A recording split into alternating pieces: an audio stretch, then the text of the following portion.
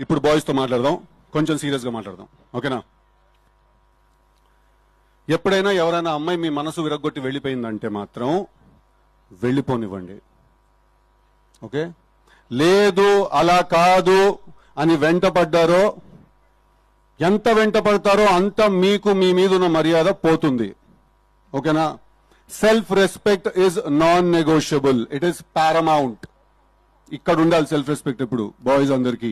దాని తర్వాత మనసు విరుగుతుంది, బాధేస్తుంది, ఏడుస్తాం, ఎందుకురా ఇలా ఇరుక్కుపోయాం అనే ఒక ఫీలింగ్ వస్తుంది.